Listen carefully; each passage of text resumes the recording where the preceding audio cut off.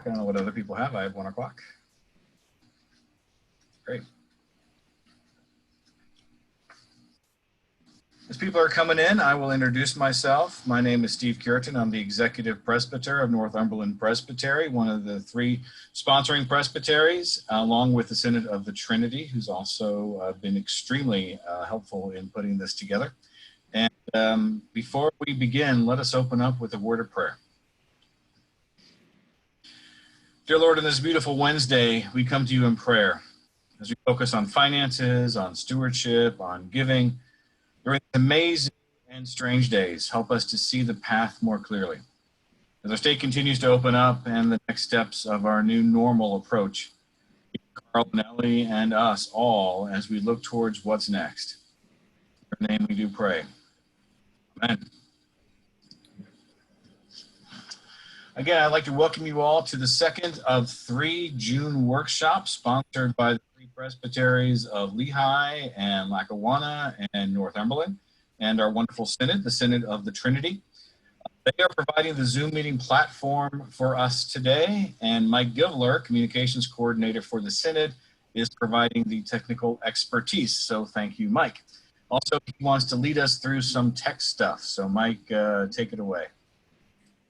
Thanks, Steve.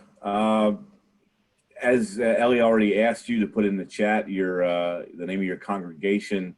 So if you don't know how to access the chat, when you mouse over your screen, if you're on the top, you should get a toolbar at the bottom. You can click on the chat and it should open up a white pane on the right side where you can chat. That is also where you can post some questions for us.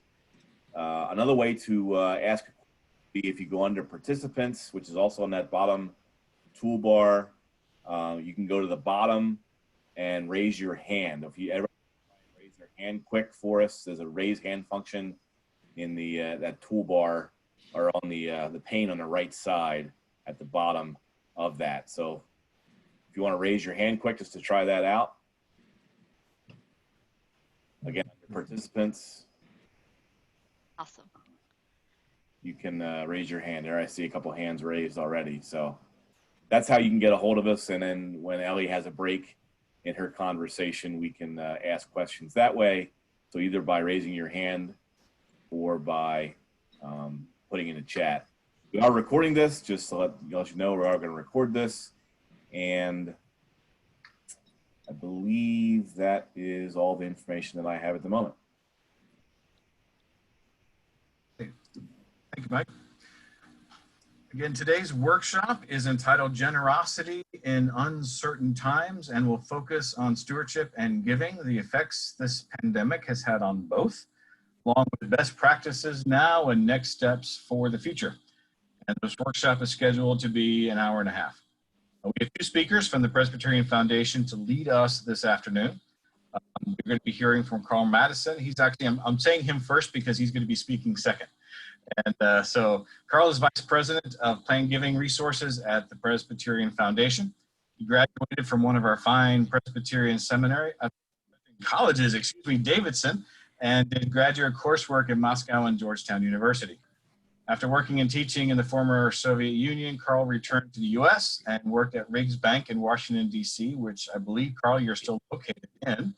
Yes. He became a special assistant to the chairman and then the vice president and manager of the Relations Department, managing the commercial and personal accounts of over 55 embassies and their diplomats. Karl then came to the Presbyterian Foundation as a representative for Washington, D.C., developed planned gifts, established endowments, and managed investments. And Karl next served as the executive director for the Presbyterian Endowment Education Resources Network, which is a heck of a title, Karl. Yes. And as executive, and before returning to the foundation back in 2015 as the vice president of Plan Giving Resources and the Plan Giving Navigator program. So Karl, thank you so much for being with us. Thanks for having me. We are also joined by Reverend Ellie Johns-Kelley. I have known Ellie for a long while now, back when she was a Synod regional rep for the Theological Education Fund. She came out to Bloomsburg to tell me all about it. At that time, Ellie was the Associate Director of Admissions at Pittsburgh Theological Seminary and the Director of the amazing Summer Youth Institute, which was a really cool thing. Next, Ellie became pastor of the First Presbyterian Church in Warren, Pennsylvania, and then came to the foundation back in 2013 as our Northeast Regional Representative, representing, let me know if I missed any states, Ellie, but Pennsylvania, New York, New Jersey, and all of New England, which is a pretty sizable territory. You got it. She continues to volunteer on committees and boards and with community groups. And we very much look forward to what both of you have to say to us today. So thank you both for being here. And thanks for all the folks who are tuned in and are tuning in as we go to learn a little more about this very important topic right now.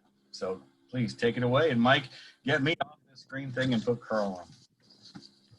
Thank you so much, Steve and Mike. So good to be with you folks today. For those of you who may not know, it looks like I'm getting glare in my glasses, so I'll take them off. The Presbyterian Foundation is the oldest and largest religious foundation in North America.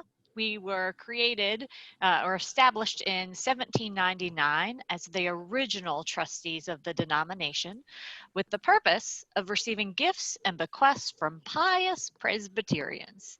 And we continue that today. Our goal is to help connect mission and ministry and help churches resource that and individuals resource that. We can boast that we're the largest religious foundation in North America only because our Roman Catholic brothers and sisters have their money in Vatican City. They would blow our $2 billion of assets under management out of the water, right? But we are fortunate to be stewards of these assets. About 770 million of those assets are in permanent endowment funds. Our very first one was created in 1821 by Elias Boudinot, who was the first president of the foundation. He was a Presbyterian elder, a member of the Continental Congress, president of it for a time as well, and a representative from New Jersey. And when he died, he left 2 homes to the Presbyterian Church in the USA. Both were sold. The proceeds from one went into a permanent endowment fund that provides ministry to seafaring people in New York City and Philadelphia. Generates income every year for that purpose.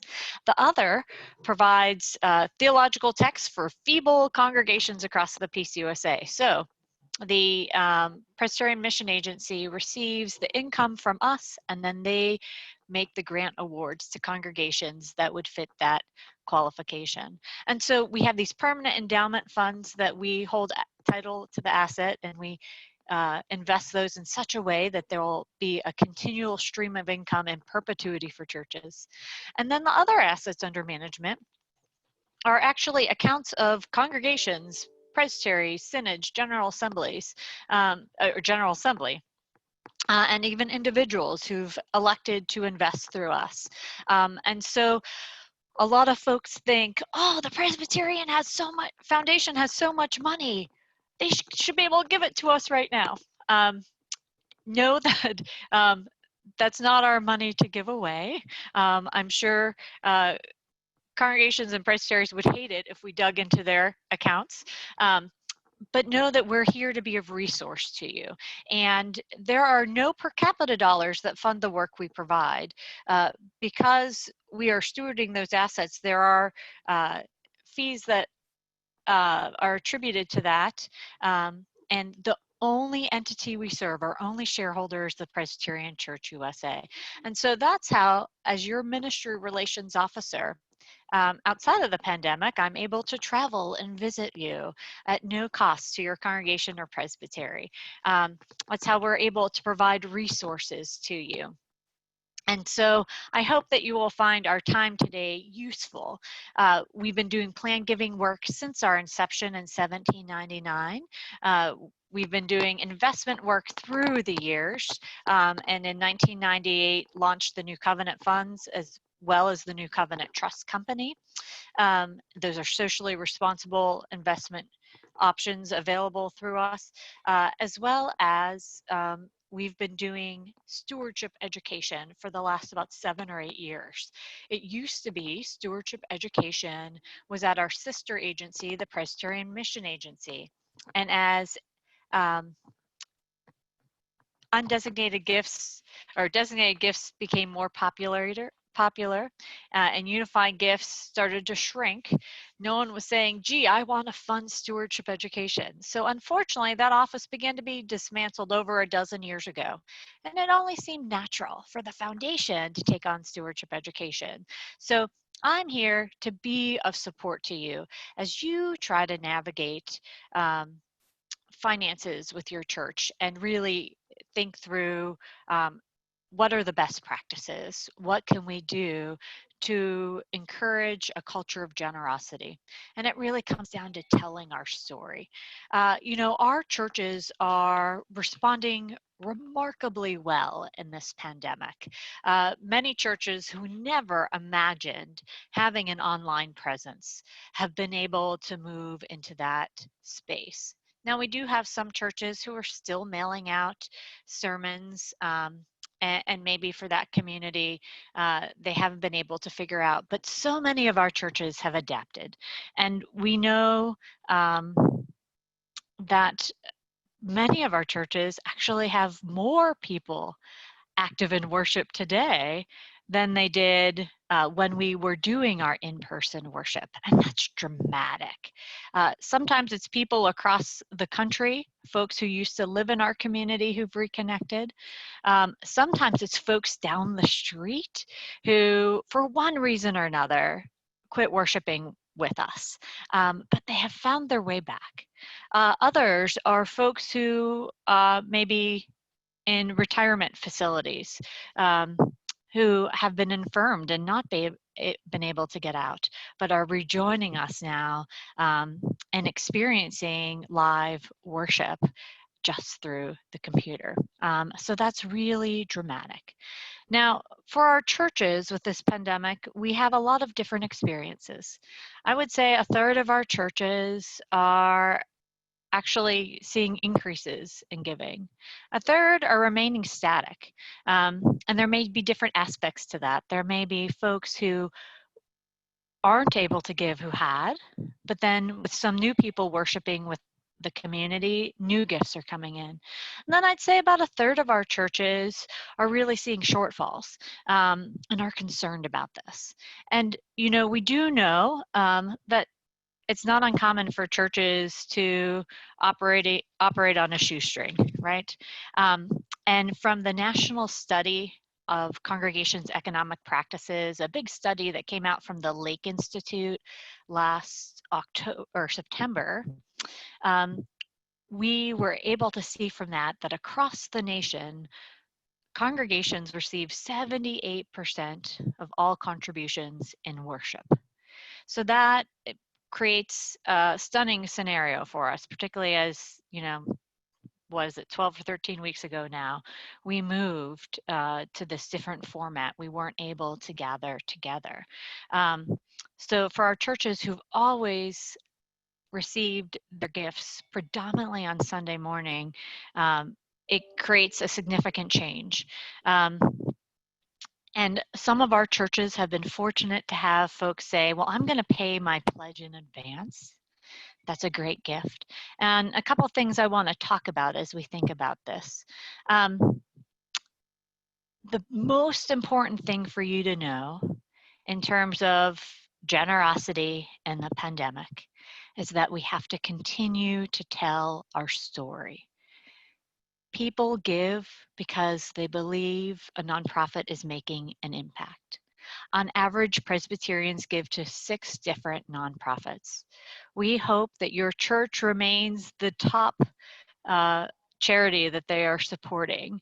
But to be that, we need to tell our stories well. We need to be effective in telling our story. We need to remind folks that church has looked different. We have never closed, and we are engaging in ministry significantly through this time. So different ways to do that. You know, you're doing ministry differently. You may be doing Facebook or Zoom. You may be pre-recording your service. Perhaps you are mailing out sermons. You know, you're keeping up with your folks with postcards and letters. You may be doing Christian education online. I even know of small country church that has 2 kids in Sunday school on Sunday, and it's not very different from their normal Sunday, but they're continuing to offer Zoom Sunday school and then really engaging and connecting with the kiddos in this church with maybe 50 members and average worship attendance of 30 people. There are stories to tell. It is amazing how church communities are responding with COVID emergency assistance funds, of how one church in Lehigh Presbytery, please forgive me, I can't remember who it is, but it was a remarkable story of how in the past they would have sponsor a bill, and church members could sponsor a bill for the church, and it was a fundraiser to pay off the church bills. They've turned that around, and they now have sponsor a bill.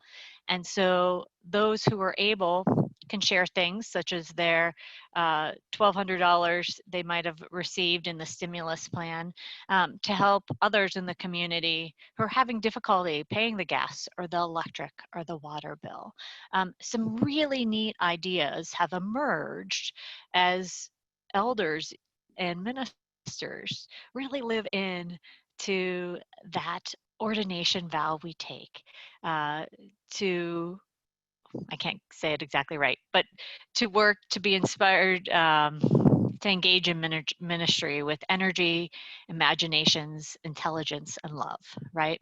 And we're seeing that happen. So tell those stories. Find ways in newsletter articles. If you have a quarterly letter that goes out, I would perhaps you send out a quarterly statement to let folks know where they are in their giving, just as a look it over, check it out for accuracy. I'd recommend that you put in a great letter that really tells the story of what you've been doing in the last 12 weeks. What has been happening? I have a great model from First Presbyterian Church in Brooklyn, New York. I made a gift to them in January of 2019. And I am not one of their regular contributors. This is a one-time gift. But I got a quarterly thank you note saying, check the statement for accuracy every quarter. And I was so impressed with how they crafted their thank you letter. They used a passage of scripture that really fit what they had been doing over the last 3 months. They told a remarkable story. Now, this is a progressive congregation, which may be very different from yours. Don't throw the baby out with the bathwater. See how they tell the story well. Notice that they encourage folks, they really inspire folks with the story. Then they encourage folks to check their statement for accuracy. They note that if you're behind with your estimate of giving, and if you can bring it up to date, that's helpful. If you can't live into it, simply let us know. It's permission giving. We realize life can happen. And then it also says if you're able to do more, maybe you're in a season of fruitfulness, we always appreciate additional gifts too. What stunned me in these letters is it inspired me to want to do more for this church. So if you're interested in getting a copy of those sample letters, simply send me an email, and I'll put my email address up here shortly, but send me an email and I'm happy to send you those letters. Other things to think about. I'd love to see a show of hands. How many folks are offering online giving? Can you wave your hand if you are? I've got 2 raised hands. I'm guessing more of you are. It is key to make giving easy in your church and let folks know all the different ways they can give. Some of you may have heard me talk about this before, but I always recommend that, don't be afraid to ask. When it comes to worship and the time for the offering, tell a good story so people can see how your ministry is still engaging and making an impact. And then let the folks know all the different ways they can give. If you're not worshiping in person yet, it's going to be mailing the check. If you are worshiping in person, we're going to want to get rid of those offering plates for a while because we don't want to spread the virus, right? So maybe it's a box in the back, maybe it's locked, but people can drop their gifts in the back. You let them know how they can give. 3 would be using online bill pay. If you're already paying your electric and gas bill online through your online banking, go ahead and add the church as a payee. The bank will send the church a paper check, either one time or recurring, however you set it up. And then, and there's no fee for that. It's fabulous.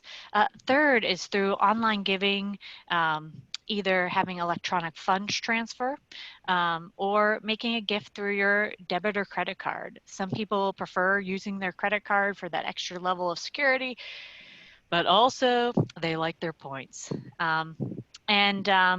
We have a great service through the foundation. If you have not yet made online giving available, we'd encourage you to do so because we don't want to limit people to just cash their check in the offering plate. Folks can also make a qualified charitable distribution off their IRA.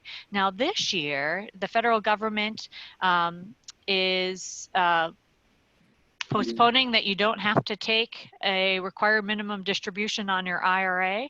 But if you do want to take a distribution off your IRA, you can have it sent directly to the church and it doesn't count in your ordinary income, right? You don't pay any capital gains, you don't pay anything on it, and the church receives that full amount. It's really beautiful. I guess you don't do capital gains, but you're not paying high taxes on that money that went in pre-tax. You could also make gifts of stock. So there are many ways to give. Some things I want you to think about. If your giving has dropped off, this is a time more than ever that a couple elders and the pastor need to be tracking this information. I had one pastor call me this last week and she said, Ellie, we have 13 people who have not contributed since March 1. And we have another 17 who contributed last year who have not made a contribution at all this year. And this pastor doesn't have donor information. And I said, a couple things we need to look at. One, you need to find out those 17 who haven't given anything yet this year, when do they normally give? Did they give at the end of the year? That might not be so stunning then. If there are folks who normally are giving throughout the year and you have 17 who haven't given anything, there may be a real pastoral concern there, as well with the other 13. And so it's good for a couple elders and the pastor to be able to look and evaluate this information, to be able to be most pastorally present to their congregation. Also, something I noted as the pastor talked with me, she said, we have someone who paid their whole pledge in full. The treasurer hasn't told me who or how much, but someone has done that. And I said, well, you need to find out how much it is. So Session's not banking on the rest of that pledge coming in throughout the year so that they're informed to make good decisions, but also so you can send a thank you note. Now, you may have folks who are even paying their pledge in full, their estimate of giving in full. You may have folks who you don't even know, no one in the community is familiar with this name, but they've been worshiping with you online and made an online gift. Those outliers, new gifts, larger gifts, we need to be sending thank you notes for. And we need to be sending thank you notes throughout the year to everyone who contributes. They should get at least one handwritten thank you note from an elder or the pastor. And all the elders don't need to know who gave what. They can write a note and just be given a name of here's someone who made a contribution. They can write a personal note. But it is really helpful for those folks who are new, those folks who have made significant contributions, just to get a handwritten thank you note. I want you to think about those things to continue to nurture the generosity. And remember, trying to write a thank you note to everyone through the year is really key. And it doesn't mean you do it all at once. I recommend that pastors come to session meetings, or if you're doing sessions via Zoom, send out a stack of note cards to each elder. And once a month, you give them 2 or 3 names to write to. And say, thank you for contributing to the church. And the moderator can feed a sentence or 2 of, this is what we're doing. This is how your contribution makes an impact. But you write it to Dear Beulah and Dawn, or Dear Zach, or Dear Evelyn.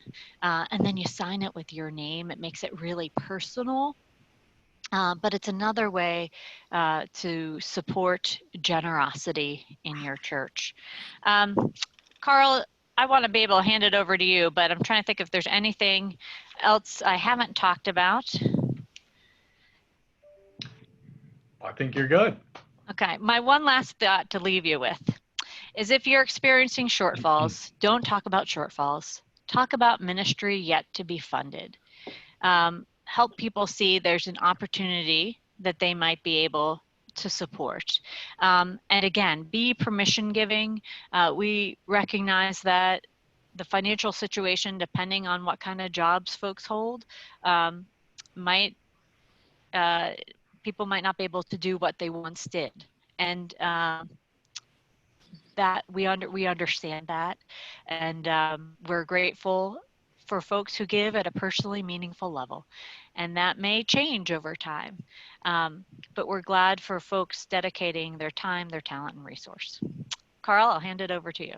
Thank you, Ellie. And again, thank you all for having me today. I'm delighted to be here. In just a moment, I'm going to share slides for my part of the conversation, because that's going to be much more interesting than seeing me the whole time. What I want to share with you is a little bit of where I've come up with some of these slides that I'm sharing with you. You probably heard in the introduction, I'm Vice President for Plan Giving Resources. Therefore, I have an interest in what's going on right now, because at the root of this, we have the same issues in Plan Giving. We still need to keep telling our story. We still need to fund this ministry, not just today, but in the future. And so a lot of the issues that hit giving today, annual giving, are the exact same issues that are hitting us in Plan Giving. But the genesis of a lot of these slides that I'm going to share with you is from a different role that I have as a stewardship chair of my own church. I'm in Washington, D.C., and stewardship chair of the Presbytery, where I am at National Capital Presbytery. We're trying to provide some stewardship programs for our churches, and this just came from behind this year. We had a really amazing year planned, and we threw it all out because nothing that we planned is relevant this year. So we have developed a big program where we started asking churches, what are you doing? How's it going? What's wrong? And how can we support you? And so most of these slides are actually from other churches. And I also want to apologize for anything that doesn't feel relevant, because this is so fast moving. You're going to see some things that I see right now and think, wow, this was really relevant on Monday. Today, it's less so because everything's moving. And so this is a work in progress. And that's something where I hope you can find some real nuggets, even in the things that might be a little bit dated, because we're looking constantly for what's next. We can only plan what's next based on what we know now. And what we know now, as you all can feel, is sandy ground. Just, it's hard to catch your footing on something with such an unsolid foundation. So with that being said, I'm going to start sharing my screen, and I may need to turn off my personal video if my bandwidth isn't going to allow both of these things to happen efficiently. So there we go. There we go. So let's start with this concept. Generosity is going to continue. Everyone's going to continue to give, but generosity is expected to decrease. We're all kind of anticipating that and waiting on that, because on average, most of us are going to have a lot less to share, and all of us are going to feel afraid that we're going to have a lot less to share. So for every dollar that is given, that giver will be much more intentional. So today it is imperative that we demonstrate the value of their dollar here in our ministry, showing that giver that giving through our congregation is really a brilliant use of their resources. So I'm going to take you through 4 sections today. We're going to have a conversation about what just happened.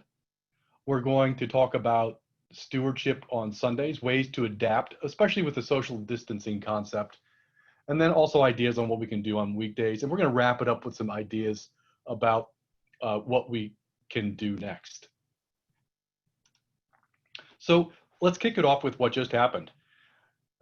This is stating the obvious, but it is good to set the groundwork here. You know, we use the word uncertainty about this global pandemic and all the effects coming from it. It's in every conversation. It's in all the advertising. Uncertainty, uncertainty, uncertainty. Doesn't it feel a bit understated now? I mean, unpleasantness. It feels like an inappropriate synonym for a war, but uncertainty is extreme. This global pandemic, once it caught, it spread around the world in a period of weeks. And to dampen that impact, entire countries have shut down. Now each of us, you know, we're all pulled between staying closed for the coming year, but at the same time, many of us are tiptoeing and sometimes even, let's say, partying out of our houses to test this normalcy. But either way, this virus is just not gone. And we've had a pre-video conversation today about it could be resurgent in a lot of places we don't expect it, but it's not gone. But the bottom line is we're not seeing a full return to worship in person for quite some time. You know, this recent survey I did in our presbytery over here in National Capital, it indicates that many of our churches don't anticipate a full return to worship during 2020. I know that in your presbyteries, it feels like it might be a bit closer, if not already. But many of us will not have everyone back, especially our high-risk communities. We haven't been together for 3 or 4 months, but there's a good chance we're looking at that long, if not longer, for many of our at least higher risk people coming back. So that is coupled with this financial market turmoil. The markets got slammed. The bottom dropped out and lost what some estimate was about $12 trillion, some more. And we're all terrified, but gosh, what happens? This week we're having these conversations about some resurgence. After that first 4 weeks of the Dow falling, let's say free falling about 38%, we had no idea how much further it would go. But since that fall, it has rebounded from that low. It's rebounded 43%. So that as of Monday, the loss was just negative 7%, which is really not that bad. I mean, it sounds funny to say that now, right?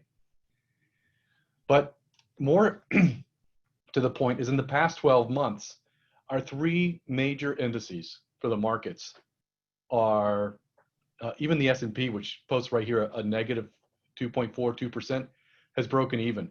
But over the last 12 months, the NASDAQ's up 16% or more by now, and the Dow is up 6%. And furthermore, with travel and retail and all these different parts of our economy shutting down, many of us actually have greater wealth and savings than we did before. It's pretty bizarre to say this, but still the volatility will remain. But as of today, those fortunate enough to have those kinds of financial assets are doing relatively well.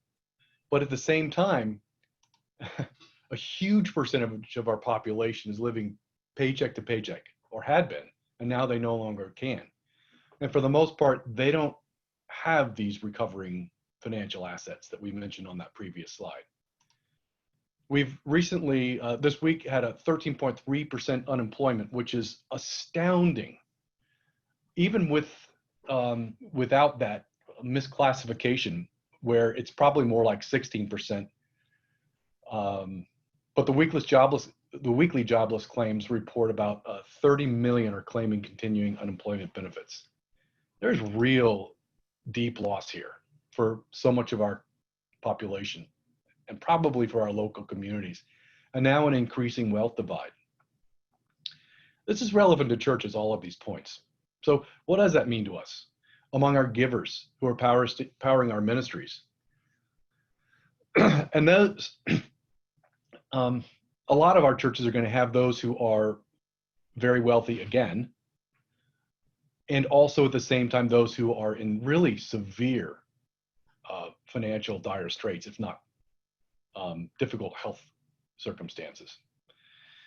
So now that we've surpassed this initial shock, we've adapted to varying degrees of this new reality. We're kind of still on the front of the wave almost. You and we are all wondering, what do we do now? Clearly, we are still in this rodeo of crises, and there are these widespread unknowns. But still, like I mentioned earlier, we have to keep planning for those coming 6 to 12 months with what we know, even though we're pretty sure all of our variables are going to change again.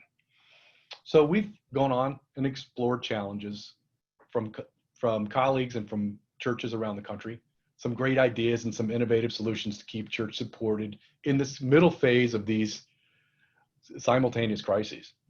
So let's kick off this conversation about Sundays. This is probably for your presbyteries a bit of a stretch, but this is from a survey that's gone out on the West Coast and here in the in this Mid-Atlantic area. Assuming the current consensus plays out, many of our churches are going to have a partial return to worship, maybe in this fall. There's a pretty wide range of responses to this, but the full worship scenario is on average in spring of 2021. So for these churches, we're still very early into this. There are a lot of months before we are fully together again. There is a lot of time where we have to continue to do this differently. So from a stewardship and generosity perspective, we continue to experience these real risks by not being a physical church, by becoming a virtual church. First, here it is. Our members might not witness the things that are happening since we are not together at worship. They're not there, they're not seeing, and they're not hearing and not feeling what's happening. We're not going to be present to contribute to the offering plate. And three, we're going to be financially uncertain, and many of us are going to feel poor or even be poor from job loss and financial market volatility. So these are beyond ifs now. These are already each in play, probably in every single congregation. Here's some actually good news. I'll pepper that in here as well. As a church, we have a really strong place in our members' lives. Ellie mentioned 6 beneficiaries for each Presbyterian for their charitable giving. But more so than almost any of these other 5 nonprofits, any of the 1 million nonprofits in the United States, we are a part of their lives every single week, hopefully still. And now more than in most of our memories, we have this quiet space each week. Things aren't happening on Sunday, and we are perhaps one of the only regular events for our members. It's just like the old days. And haven't we been asking for this? Haven't we been lamenting the soccer games and the softball games and all the things that are happening on Sundays? And now it's us. So talking about Sundays, let's cover these 2 topics, worship and the offering. And there are a lot of assumptions here. They might not be directly applicable to your congregation, but aspects of them probably will be. Live streaming worship. The only way to worship for most of our congregations, at least right now, is virtual. Live streaming is broadcasting the service over the internet, basically. It had been a rare practice in many of the presbyteries where we did surveys. Maybe 3 out of 100 churches were doing live streaming. Very rare, but today it has been our only option. So many of the churches have moved very quickly. It's pretty impressive. We found often about 60% of the churches have some kind of a live stream or recorded option for worship on Sunday morning. And how about this? It has been going so well at many of these churches that a vast majority of those we surveyed say that they really want and intend to keep live stream going in the future, even after this crisis passes, and invest more into making that a way that they do ministry. But still, many seem to have canceled their worship service, or some are still exploring how to do live stream. And if your church is still exploring, our research finds, by the way, that the majority use Facebook Live and enjoy it, just as an FYI. Zoom is quite frequent, but it really excels as a interactive tool for small groups and meetings. And if you're a smaller church and finding it a struggle to provide live streaming and are still interested in doing so, we've seen several churches consider working with others to join their live stream worship, or at least to refer members to that of another local congregation. Otherwise, your congregation might be missing this worship experience at a time in their life when they need it most. Now, from a stewardship perspective, canceling church might, or people not being available for church, having an absence of church, might affirm fears and concerns that this activity at the church is not happening. So that is a risk for rechanneling their dollars to other charitable causes. So this distance is with us for some time to come. And as a result of that, the most vulnerable in our communities are often our most generous supporters. And they might not be back for a while. So for the time being, for most of our churches, here's our pew. This is what everyone's pew looks like now. And if you think about it, without this screen, you really don't have a pew in most of the churches for the foreseeable future.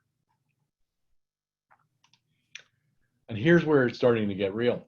78% of gifts are given during a worship service. That's according to the National Study of Congregations Economic Practices. Imagine having no worship service means closing the door to 78% of your revenue for the foreseeable future. That's really not a viable option. So I'm going to introduce this offering plate for today. These next several slides assume that you have a live stream or an online style worship service during the crisis. But the bottom line is that this is the new place for us to invite and encourage generosity. And showing the tool to convert that generosity into a financial gift is absolutely imperative. So in a nutshell, you want to invite your online viewers to give here, to show them where and how to give, to share back gratitude, and to demonstrate impact. And we'll go through a few slides now on just some cool ways to do it. Let's start with a great idea for pre-service notices. Many people come in early to an online worship service to make sure that their technology works. It never worked when you first click it on. It doesn't for me, at least.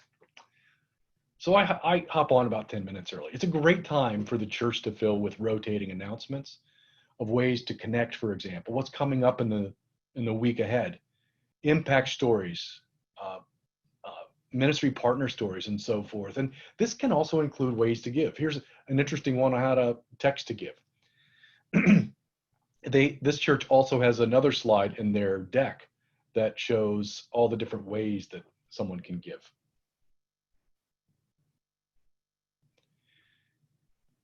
Let's next look at a live stream worship service that shows we still have an offertory and we still have an offering plate. To start with this, I'll enhance this page so you can see it a little bit better. Your give option, it must always be evident at the top of your website. Always have give at the top. It's something churches have come to slowly, but that is what the expectation is and the hope is by your visitors. It's open 24 hours a day. And on the live stream on Sunday mornings, here's a great way to show that online offering is available. It says right here, for those of you who typically give when the offering plate is passed during worship, here's where you can give online. It also shows the button where to give online. And this one I absolutely love. If you still can't meet in person, join fellowship here. That's a really nice bonus because at my church, perhaps like yours, we feel very reconnected at church. We see each other online, but we don't get to talk. And that's we call it our punch punch. It's a substitute for when we meet in person. Now, at the beginning of the offertory, a worship leader can share a compelling message with an invitation to make those gifts, to do stewardship. Here's one at a church right before the offertory begins. It talks about not just the invitation, but the impact. On the next page, this church flashes a message on the screen during the offertory, during the music. This church has a text to give button there, and then it also then it lifts off to an external vendor, which is no problem. For those who use Facebook Live, here's actually an example from my church. We didn't want people to leave our virtual worship service, so we actually put a QR code. I know that those are getting a little bit long in the tooth, but it does help because people actually put their mobile phones up to that screen, scan the QR code, and get to go on their mobile device to a giving tool while they don't have to miss this offertory music. It was absolutely magnificent, and what a horrible thing to miss that. So that's the Facebook Live opportunity right there. And that top link, again, that needs to always be there. It should bring you not to directly to the online giving, but this is a more general giving page. When you have Give Now on your live stream or on a recorded service, it needs to go directly to Give Now. But on the top of your page, it should go to something much more general, multiple ways to give. The top option should be still Give Online, because that's what most visitors expect to see and are coming for. But it needs to have all of these other opportunities, like how do I mail in my cash or check? Don't ever downplay the importance of cash and checks, because our most generous givers are, for a very large part, still the check writers. Remind people of recurring ways to gift. Show them how to do things like online giving. Have other less prevalent but just as important parts of giving, like further down on this page, it has a little bit about pledging and about planned giving. Always have those things as possibilities. Now, let's remember online banking. This was referenced in Ellie's conversation. This is not something you have specifically in your website, but still this is very key. It applies to every single church, especially those who don't have online giving. If you don't have an online giving program integrated with your website, this is really important. This is how we transact a gift through our own bank account portal. Even without that online offering plate, I, the giver, can make a gift to my church without being there in person. Another bonus is these online banking transactions don't assess a fee like the online giving programs do, which is usually around 2 to 3%, often more, rarely less. So for most of our regular givers, for our most generous givers, this might not only be very convenient, but it also might send more value to ministry than giving through a plastic card. We get this question all the time. Are there other commonly requested giving tools like Venmo and Apple Pay? Wouldn't that be great? Well, Apple Pay seems to be something they adopted early in the UK, and Venmo is working towards supporting churches. It seems that they're piloting some partnerships, but it's not generally available. So the quick answer is these are not possibilities, at least not yet. So let's talk a little bit about weekdays. You know, Sundays are totally online. For our conversation today, it sounds like many of your churches might be moving back to in-person. Fantastic. But weekdays, what are we going to do? We need to have a really strong program, because even if we were worshiping in person, we're going to be going uphill for the rest of this year at a minimum. So let's talk about tools and messaging. Consider a theme for stewardship during this crisis. We have seen several churches adapting early to this crisis, and they've early on grabbed to some comforting words to adapt to their new way of church and stewardship. It's certainly a reminder of the current purpose of giving. And here's three that we saw that were really nice. One is holding faith together. The other is together at home. And the third one is we're in this together. I liked each of those a lot. Consider a one-time stewardship communication. Call out those difficult topics. Note that things are different. Note that we are truly needed right now. We're not on break. Quite the opposite, we're being called into action. And here's how we keep going. And here's how we keep giving. I'm in the middle of a communication like that to my own church. I know it's hard, but I also know it's really important because they kind of expect to hear that.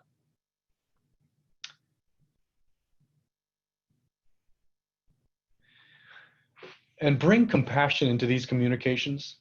Everyone in the congregation is already impacted. And it's increasingly in divergent ways as this crisis goes on.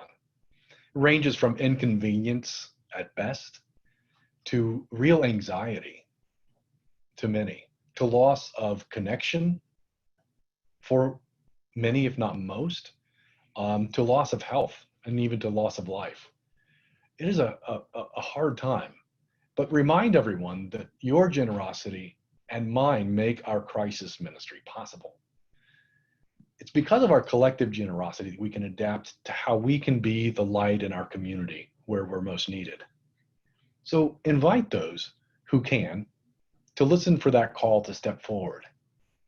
Yet at the same time, invite those who are suffering to take that time. Invite them to heal. Every single one of us has vulnerable moments, moments of sickness, anxiety, moments of poverty. Although we often feel driven to mask it, it's going to be hard to mask right now and for the coming period. So consider making it easier and less embarrassing to do so. Like Ellie said, give them permission. Consider inviting those suffering to take a break, to take the break that they deserve. Invite them to ask for help. And as they recover, their day will come to lead again. And gratitude, more than ever, we need to express our thanks for generous gifts. Imagine you feel called into action to do something big. And among the many things you want to do, you've been moved to make a larger sacrificial even gift to the great work your church is doing because of this crisis. Imagine that your pastor calls you and says, I don't know your level of giving, but I've been told that it's increased significantly. And I didn't want another moment to pass without your knowing of our gratitude. Your commitments of true light to many, thank you. That is something I would love to hear. But imagine hearing nothing after your sacrificial gift. Imagine it felt like no one even knew that it happened. It's not a great feeling. And everyone, I think, deserves a little bit of a read back on how much they are helping. So if time is available, consider making weekdays a thank you campaign. This is actually my church's current strategy. I made this recommendation and I said, boy, I better start doing it. We are just on a massive thank you campaign. Compose a general letter thanking everyone for the many ways that they've been generous during this time, showing the impact of their generosity, whether that's their time or their talent. Send notes to your generous givers who have continued their giving or maybe even increased giving.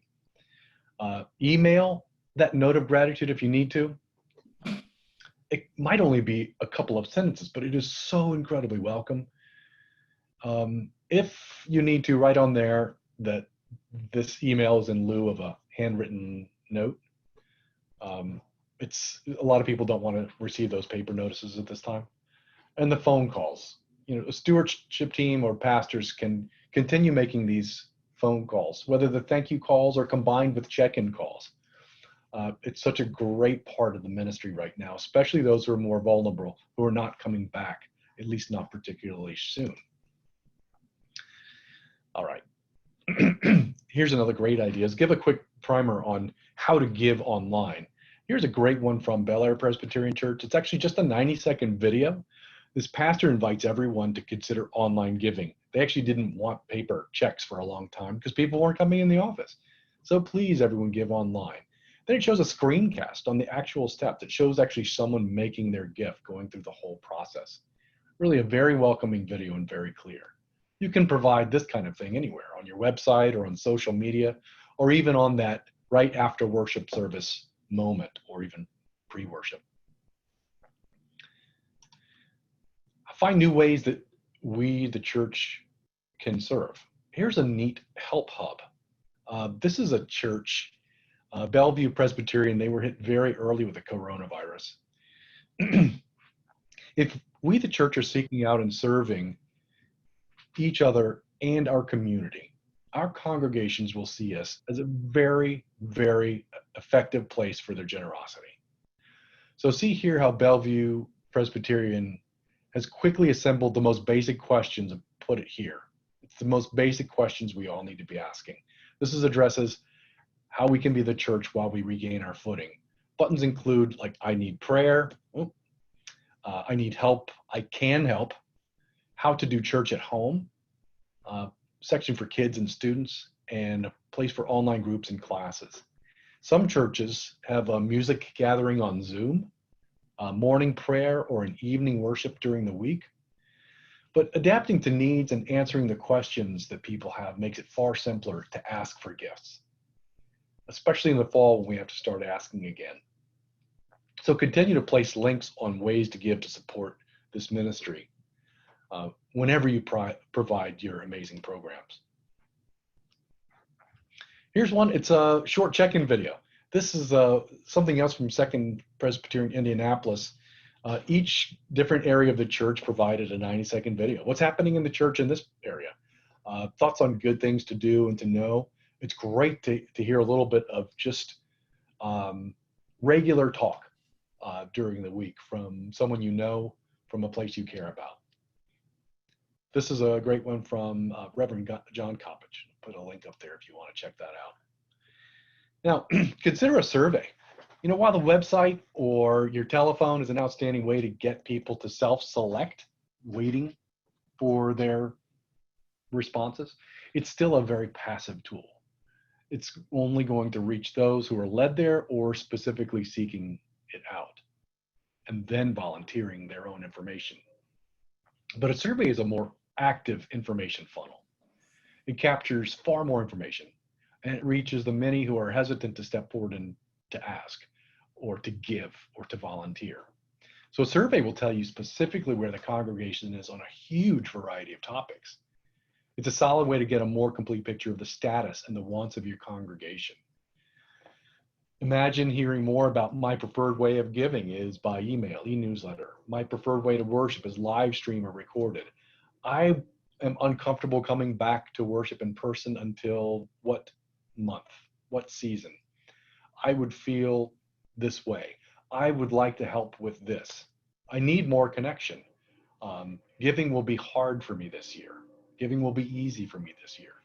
A survey is a very fast way to get an incredible temperature of your congregation. The next one I left in here because Ellie referenced it. I'm seeing less people start these up, but these are still incredibly helpful. Set up a COVID-19 assistance fund. Robert Hay of the Presbyterian Foundation recommended this in a recent article on stewardship in the pandemic. Many in your congregation and community have been impacted. This is a wonderful demonstration of how your congregation can step forward and serve during the crisis.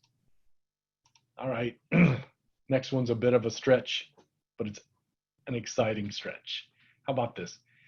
You know, often we look at stewardship strategies like incremental increases of annual giving or a planned giving effort, birthday funds, etc. The rarity is considering new givers.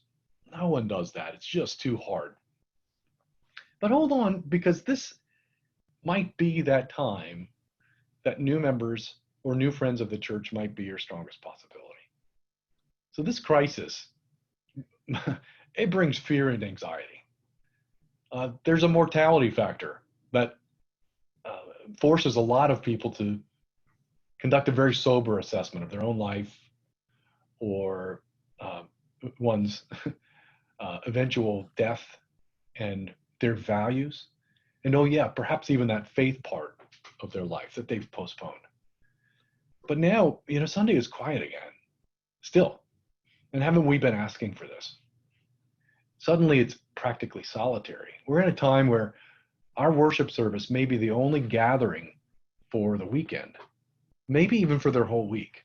And what about reaching out to those past members, to those who have not come in weeks, months, or perhaps even years? Often that connection is decreased because of either conflicting schedules or personalities or whatever, but an invitation might actually be a really timely gift to them.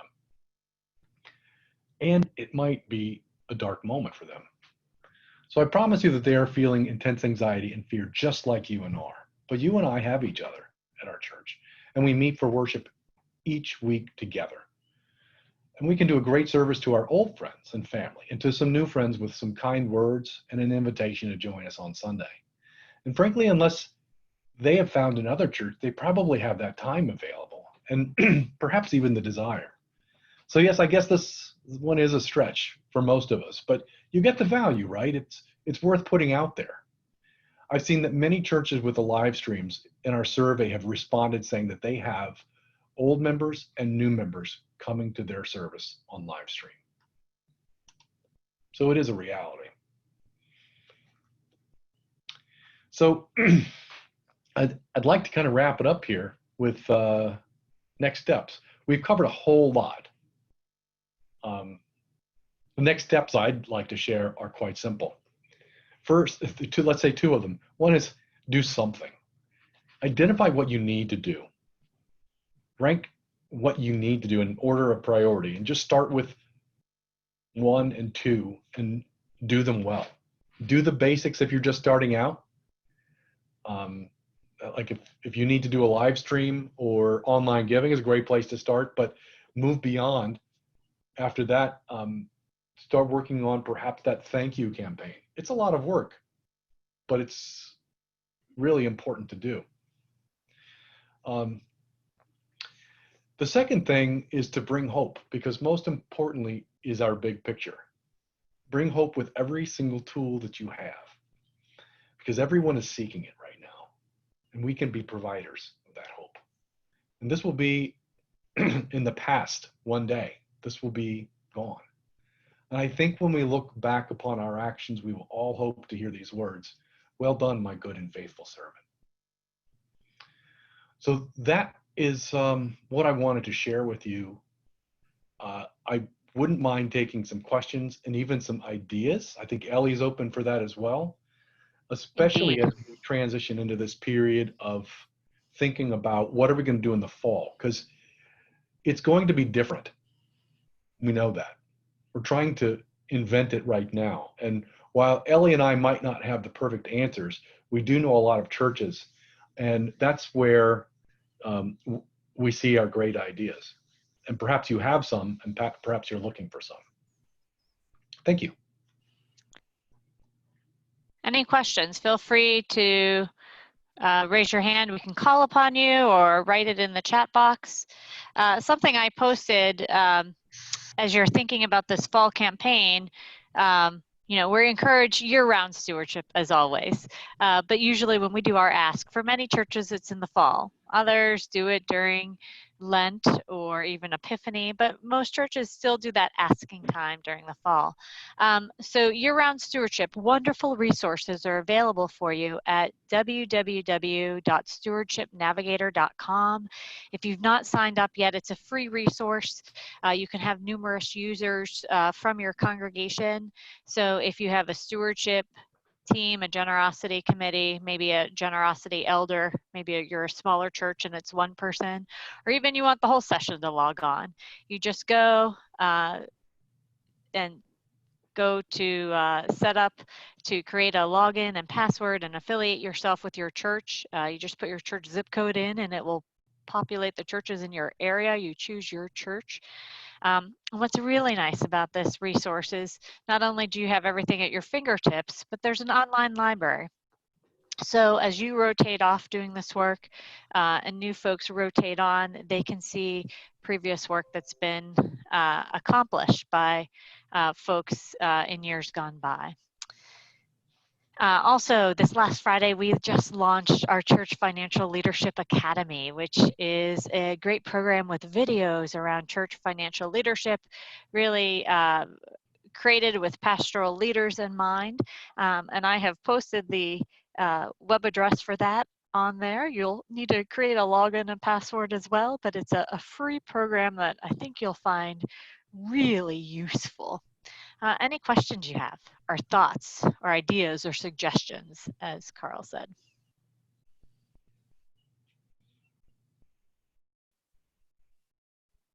I can't imagine everyone's quiet. Raise your hand. Tell us, was this useful? What can we do to make it a better use of your time as well?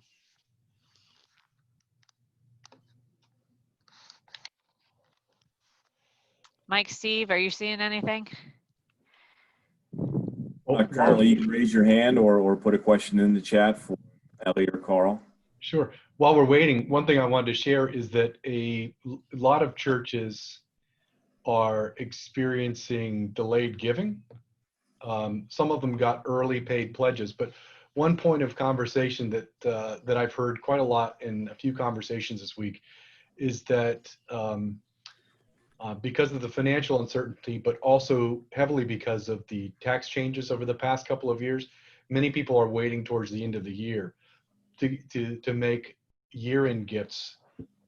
One-time gifts, for example, are becoming much more likely than regular weekly gifts because of potential for tax benefits, like through donor advised funds, IRA qualified charitable distributions, et cetera, et cetera, et cetera. And so, you know, as you plan for the fall campaign, another thing that we're thinking would be good to plan for is communications about how to make those specific types of gifts, usually about 3 or 4 that are worth talking about, but also as the church being ready, educating yourself. When someone asks about it, how do you respond quickly to it? Because oftentimes we might take a few weeks, perhaps even months,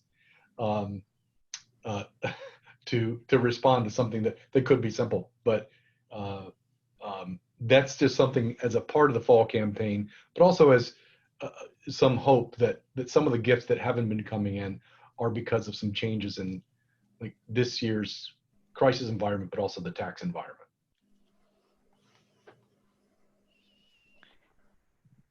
I also saw a question from Mark. He's already checking out the Church Financial Leadership Academy, and there is a registration code you need to put in. Sorry, I forgot to add that. It is PCUSA, so you can't forget it.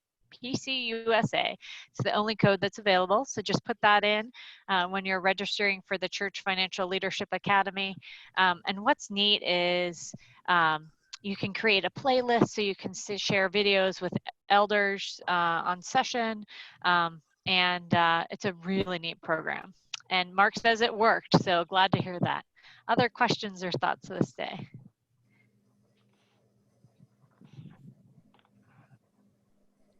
I can't believe everyone is so quiet. You guys were very thorough. Questions? I get it. Okay. Steve, Rhonda, others, any thoughts or questions? No. Ideas? To answer the one question, Ellie does sail up in Lake Erie. So, wondering about your sailboat behind you. Oh, yes. Unfortunately, I've not been on a boat in 6.5 years since I had my daughter.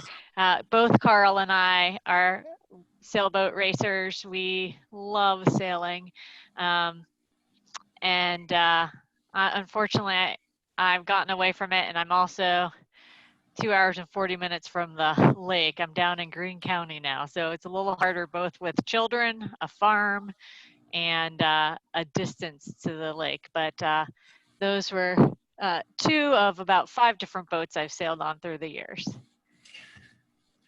Also, one thing I'd like to add, and again, I want to thank you both for the wonderful presentation you gave, is that we are always looking for ideas in the presbyteries to share with our churches. Ellie and Karl gave us some good ones, but also if you know if things are happening in your church that you'd like to share, please share it with us. We would love to get that information out to our presbyteries and out to our churches and because we are all in this together, and sharing ideas is one of the best ways we can utilize our good resources. Indeed. Thanks, Steve. And Rhonda, you had raised your hand. Yeah, I think you may have answered this. I was going to lift up the small church program that you used to do. So the small church forums, they've we're redesigning Project Regeneration, the work we're doing there, but I am doing them right now with Monmouth Presbytery online. So if that's something that would be useful in Lehigh Valley or Lehigh Presbytery or Northumberland or others, we've hosted these small church forums where we look at realities in today's church. It's good to know we're not the only ones experiencing what we're experiencing. We look at a financial health assessment that's available on the foundation website, a free assessment, and we like to see how are our peers doing, both what's the national average, how are others in our region and our synod doing, but then when we're talk about it and unpack it as the small church forum, we're able to hear from others in our presbytery to find out, do these experiences sound familiar? Where are resources we can share? And so if that would be of use to one of your presbyteries, reach out to me and I would be happy to put that together. Again, I'm doing it through Zoom right now. I do have availability since I was scheduled to preach and do plan giving and all other workshops through January of 2021. The things in the fall are all up in the air and everything through August has been canceled for in-person. So I am happy if you would be interested to have conversations, would like me to lead small church forums. I know that when you did that in another presbytery that I started, I thought it was very helpful, but it was also Paul came and talked about regeneration and the building issues that so many of our small churches are dealing with. And that was a helpful part of it too. So Paul's working on another project for us right now. So that's why you'll get just me. Okay. And I will try to do my best to exude Paul. I can't be Paul. Don't tell the same bad jokes. But I would be happy to offer that if that would be of use to your presbytery, one of the other presbyteries around the table. Well, it might be useful to Northumberland, Lackawanna, and Lehigh, and we might, again, do something together. So that'd be great. Yeah, let me know. Other questions or thoughts? Somebody asked, do you have any information on the PPP loans provided by the government? I have some. I can connect you with David English of our New Covenant Trust Company. He's our resident specialist around PPP loans. So if you have particular questions, email me, and I'm going to post my email address here again for you. Email me and I can put you in contact with David English or with particular questions. There have been a lot of changes that have happened even in the last few weeks. The Congress is looking at around those loans. So email me and I'm happy to put you in contact with our David English who could answer particular questions for you. I'm curious, how many of you applied and got PPP loans? Raise your hand, or literally just wave to me. It's cool. Or I don't have pictures. In Northumberland, Ellie, almost every church that applied for it got it. And do you know how many applied? I don't. They don't always tell me. I know of 3 who did. Okay. I know several that did in Lehigh, probably at least 5 or 6. There may have been others that I just didn't know about. And the presbytery got one. I know that information.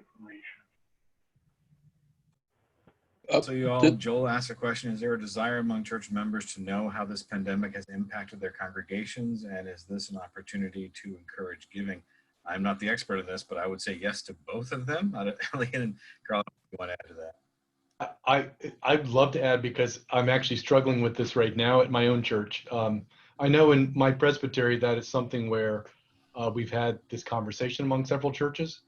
What we hope to do is to brief the church, my own church, on how it has impacted stewardship, but we really want to more focus it on what we're doing to be the church, like how we have quickly adapted, how we have made mistakes, but more importantly, how we have had this amazing new impact, so that when we talk about the opportunity for giving, that it's obvious why we're giving. We don't want them to feel like,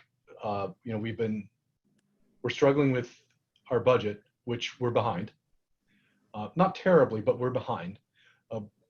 We want to say that we're not only doing as much as usual, but a lot more. So that's just a little personal experience, but I will say that, yes, I think it's important, because church members do want to know how this is impacted. And I think they're kind of wincing, almost kind of really wanting to know, but they're afraid when they hear. So I think it's an important, honest conversation to have. And among churches who have had deficits, but have come out and told the congregation that they are way behind on giving and on the budget, this is counter to what I should be telling you. They have had better success. It's not the way to do it, but I have had several churches tell me that they have been very forthcoming and said, look, we have these issues, these programs might need to be cut, these staff hours might need to be cut, and that's where we are on stewardship. And you're not supposed to say we have a shortfall, we're going to have to cut things, but those churches who have done that actually have had success with it. That's not where I'm going, but it's information that I've heard, and I'm sharing it. And I would use that language of, this is ministry yet to be funded. And because of the pandemic is different, saying, this is where we normally are in a given year. And this is where we are now this year, June 1 to June 1. And so we do have ministry yet to be funded. And if you are able to do more, we're really appreciative of it. If you're one of those people who need to take the break, as Karl said, we acknowledge and appreciate that, and we want you to care for yourself. But if you're able to do more, or able to stay on track with your estimate of giving, that is really helpful. So again, talking about ministry yet to be funded, and naming what you need to fund, but don't say, we need you to give money, we need you to give money.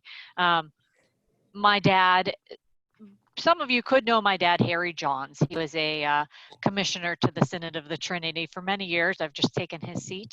He's a minister member of Lake Erie Presbytery. But the first Sunday, he said, we need you to give because of the pandemic. And I was like, and I was running the Zoom. And I was like, hey, Dad, you said I could take it over. Let me take it over from here. It's not the sky is falling, but here is ministry yet to be funded. Here is what we're doing to still have a significant impact in the community, to continue Christian education. Pastoral care might look different than it has in the past. Maybe we can't go into the hospitals, but this is what we're doing to reach out, and this is how you can help us in reaching out to one another as well. Thanks, Dawn. Others? I'm really grateful for your time today. Thank you so much for being with us. If you do have additional ideas, please send them to me. I'm going to ask Karl to email me his slide deck. I know he has shared it graciously with Pittsburgh Presbytery, so I'm hoping he will share it graciously with you. Is that right, Karl? And then I'll be happy to email it out to all of you. Rhonda did send me a list with the registrants there. And so hopefully there's emails on there. I haven't looked at it specifically, but I'll figure out one way or another how to get that slide deck to you. You can also email me for that. Carl, sorry, Ellie. Carl, if you are able to, in the chat function at the bottom of that, there's a file button. You can actually share it within the file, and then everyone here can actually grab that. Awesome. Wow. You see the functionality? Thanks. Yeah. I didn't know about that. Yeah. So, Go into chat, and then at the bottom right pane is a file. Click on file, and then you can share documents that way. well, I think that would mean that we need to leave this on for a little bit because I'm saving it as a PDF now, Oh, I got you. Okay. and I'll upload it. But yeah, then if people might need to wait just a couple more minutes. Well, whatever. Yeah. Or we have everybody's email address. Robin has that, so we could send it out to everybody too.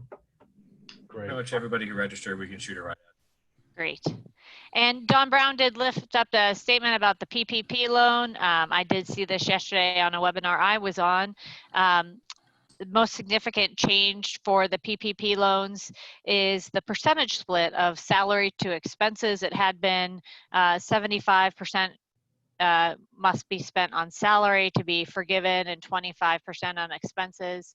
And it's changed that it now can be 60% and 40% to expenses. That just changed last week. And as Don notes here, rules for forgiveness should be out this week or next. Thanks, Don, for sharing that.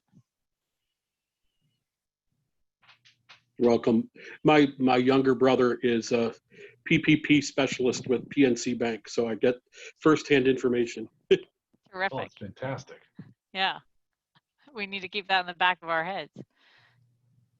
Thanks, Don. Well, thank you Questions so from much. anybody? Any Sorry, other go ahead. questions?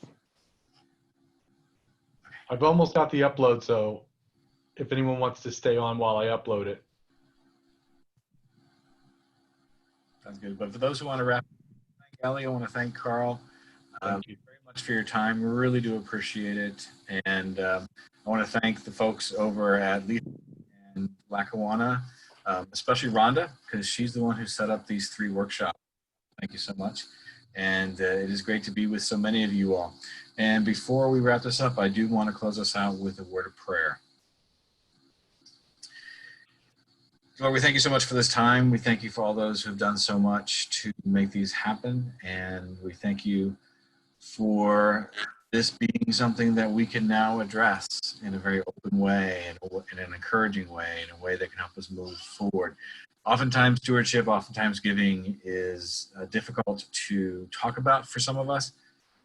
This is a good opportunity to know that it is okay to speak. It is okay to talk about how we can share. It's okay to talk about opportunities and ministries yet to be funded, and just all these great ways of being able to talk about something that really is so important and vital to the life of ministry.